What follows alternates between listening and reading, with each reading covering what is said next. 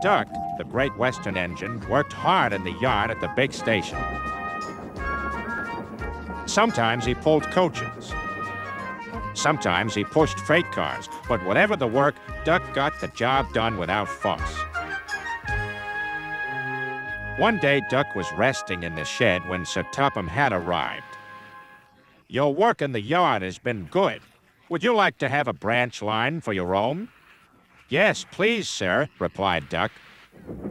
So Duck took charge of his new branch line. The responsibility delighted him. The line runs along the coast by sandy beaches till it meets a port where big ships come in. Duck enjoyed exploring every curve and corner of the line. Sea breezes swirled his smoke high into the air, and his green paint glistened in the sunlight. "This is just like being on holiday," he thought. "Well, you know what they say," laughed his driver. "A change is as good as a rest." Soon, Duck was busier than ever.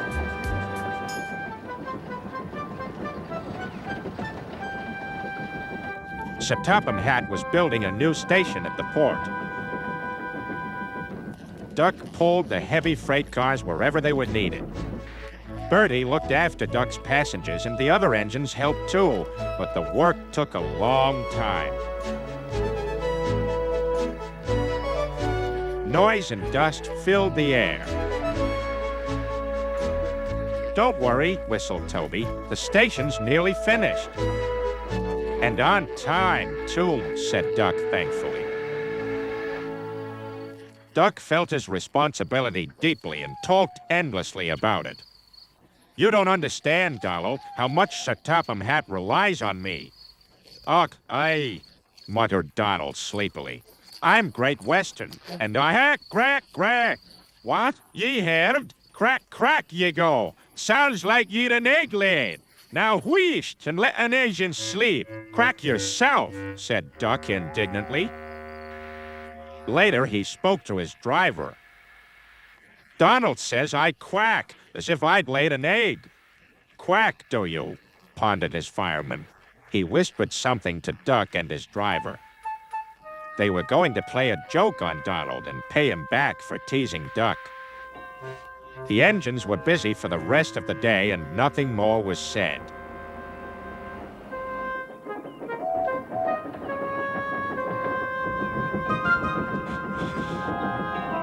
Not even a quack.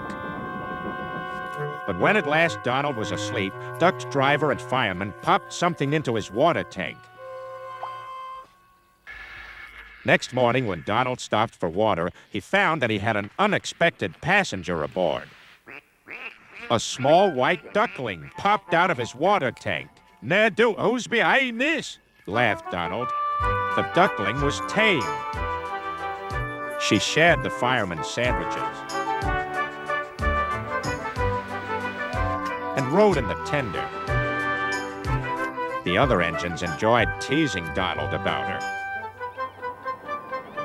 Presently, she grew tired of traveling and hopped off at a station, and there she stayed. That night, Donald's driver and fireman got busy, and in the morning, when Duck's crew arrived to look him over, they laughed and laughed.